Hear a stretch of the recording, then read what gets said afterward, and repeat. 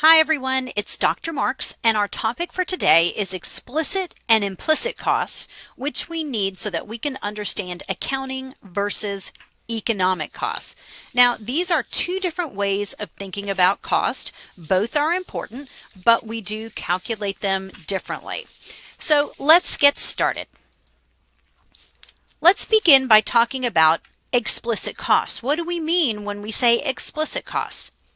Explicit costs are where money literally changes hands. So this is kind of a real cost in the way we would think about cost. You pay your workers a salary. Obviously, money's changing hands from you to them. You pay rent on your factory. You pay for raw materials. You pay insurance. So salaries, rent, raw materials, insurance, these are all explicit costs where you're literally realizing an expense of some kind and money is literally changing hands.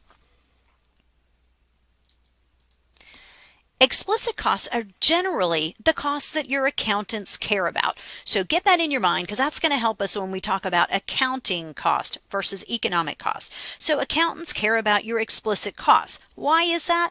Well, it helps your accountant determine your firm's profitability. And remember, maybe he's doing your tax return. Maybe he's figuring your quarterly estimated tax payments. Maybe he's doing something with payroll. However, implicit costs are different. Implicit costs are your opportunity costs. Remember, opportunity cost, as we defined it in our introduction to economics, is the very next best option. It's the very next best choice when you make a decision. Perhaps you'd be in a different line of work. So if you're in job A, you've got an opportunity cost. That's job B. Perhaps your company would be making a different product. So maybe you're making widgets. Instead of widgets, you could be making thingamajigs. Well, there's an opportunity cost there. In this case, money is not changing hands, right? These aren't expenses that you literally realize. They're not on your bookkeeping. They're not in your general ledger. They don't affect your tax return or anything like that. But we still want to think about it as a cost. So implicit costs still matter, even though we don't think about them in the same way.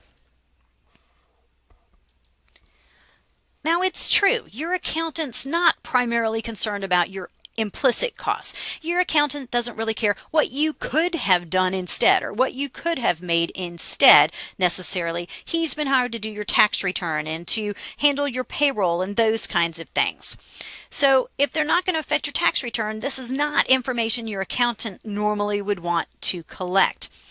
But it is important that we understand our implicit costs, right? Think about decision making. Knowing our implicit costs helps us to make good economic decisions, right? You can't really make a decision if you don't know what it is you're giving up when you make that decision. All right, so we have two kinds of costs. Explicit, money changes hands, like rent and insurance, payroll, and we have implicit costs, the opportunity cost associated with your decision. Let's look at attending college, so we have a real-world example. Well, it turns out that there are both explicit and implicit costs of going to college. And I'm not talking about Longwood College specifically, I'm saying in general, going to college. Well, what would your explicit costs be? I'm sure you can very quickly name the explicit cost of going to college. But it's going to include your tuition, your dorm room, your books, etc. There's probably other things, but these are really the bulk of it, right? However, you also have an implicit cost. Your implicit cost is your opportunity cost, right? There's an opportunity cost of going to college. You gave something up to go to college, right? Some of you probably even quit jobs in order to go to college.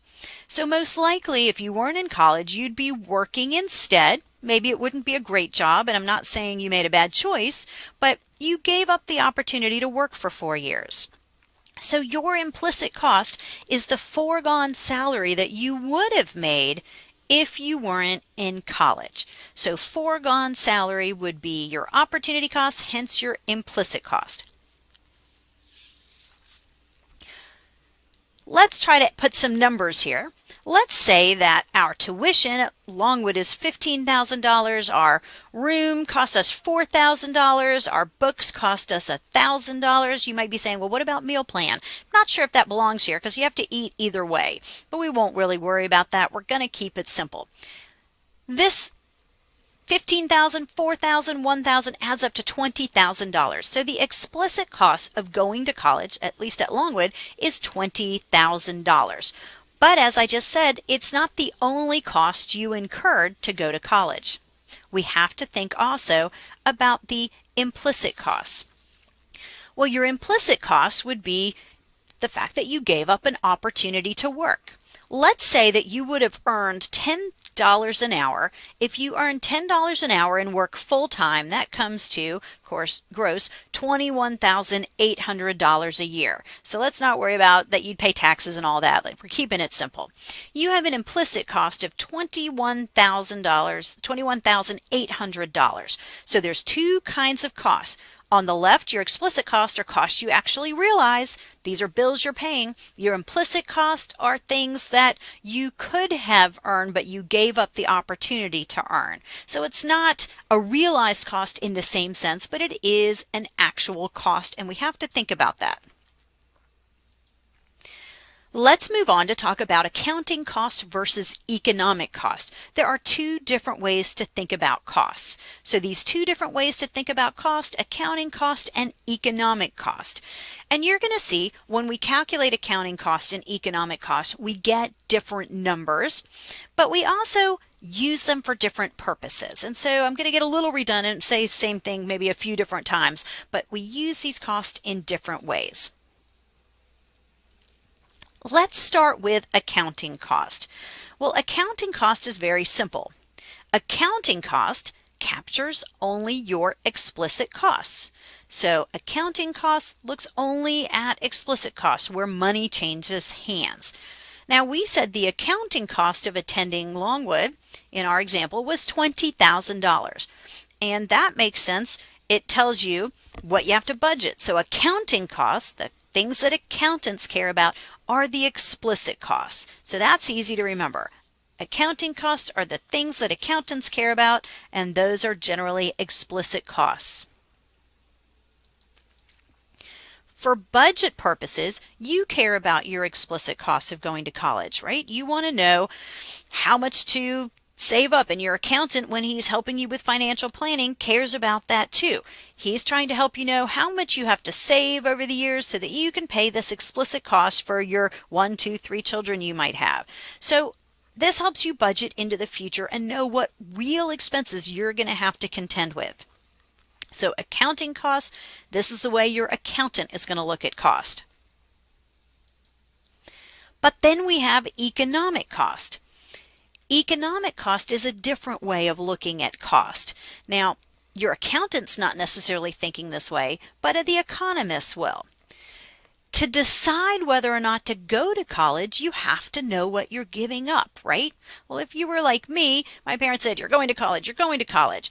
But they also appreciated that I did give something up. They just weren't as concerned about what I gave up. Economic cost really is about decision making. We all decided to go to college because we decided what we gave up, the money that we lost for 4 years working at $10 an hour, would more than be recouped, right? But it factors into our decision. Your accountant, as I said, doesn't think this way. He doesn't really care about the job that you could have had but didn't actually have because you decided to go to college, right? That's not really the way accountants think, and it's not information he would necessarily need. Economic costs have to consider both explicit and implicit costs. So this is where accounting and economic costs differ. Remember, accounting costs are only explicit costs. So economic costs, we need to add both together. So the economic cost, all the explicit costs plus the implicit costs. Well, if we think about our example with going to college, we had $20,000 of explicit costs where money changes hands for tuition, room, books, and we had $21,800 of implicit cost or opportunity cost in the foregone wages for the job we could have had but didn't have. That adds to $41,800. So the economic cost, folks, of going to college is much, much higher than just the cost of your tuition, your room and board, and your books. You need to be thinking about that. So you need to make this investment count. So economic cost of attending college is simply the sum of both $41,000 plus $1,000. Remember, the accounting cost, which only looked at the explicit cost of attending college, was $20,000 in our example. So you see that accounting costs and economic costs can differ quite dramatically. So which cost is going to be bigger? At this point, it should be very obvious to you, but I do want to make sure we go through it in case I have confused you in any way. Which is bigger? Well, hopefully you understand that economic cost is going to be greater than accounting cost. If we put both equations up together, you're going to see that. So we've got accounting cost, which is equal to our explicit cost. We've got econ cost, which is equal to our explicit cost plus our implicit cost. They only differ by the implicit cost. Do you agree that econ cost is going to be higher? We can do one more thing to help put this in perspective. Let's write the equation for economic cost in another way. This will help us see the relationship. So let's start with the equation for economic cost. We just covered this. Economic cost is going to be our explicit cost plus our implicit cost. Okay, so now what we're going to do is we're going to substitute in for explicit costs. Well, what is it that we're going to substitute in for explicit costs? Well, we know that accounting cost equals explicit costs, so we can plug in accounting costs, and we're going to substitute that right into the equation. Now, don't worry if I've confused you at all, because the next slide is going to make it much clearer. So let's start with our economic cost equation. And now, as I said, we're going to plug in for explicit cost right there. And what is it that we're going to plug in? Well, we're going to plug in the fact that accounting cost is equal to the sum of our explicit costs. So when we do that, we can plug in accounting cost in that equation. So the bottom line, our economic cost starts with accounting cost. You see that in red. And then it adds in the implicit cost. So economic cost is accounting cost plus implicit cost. Accounting cost plus opportunity cost. Now, is it possible for these two types of costs to be equal? Let's look at the equations again. So could they ever be equal? Well, here's our equation. Accounting cost is explicit cost. Economic cost is explicit cost plus implicit cost. What would have to be true for these two costs to be equal to each other? Hopefully you're saying to yourself, well, they can only be equal if implicit cost is 0. And that would be correct. So for them to be equal, implicit cost would have to be 0. Well, let's think about what that means. Implicit cost being 0. 0 implicit cost means that there'd be no opportunity cost. And think about that. Is there ever a situation where there's no opportunity cost? No, we've talked about that there's always an opportunity cost to your decision. So, is there ever a situation with no opportunity cost? No. So could these ever be equal? Well, the only way they can be equal is if implicit cost is 0, and that never happens because implicit cost is our opportunity cost. And we know there's no such thing as a free lunch. There's always an opportunity cost. There's always a trade-off. So let's recap. We've introduced the idea of explicit and implicit costs. We understand that they are different. They capture different things. Explicit cost is where money changes hands. It's an actual expense that's going to be realized, like paying people's salary or paying rent. Implicit costs are our opportunity costs. So these are not expenses in the same way, but they are important to think about.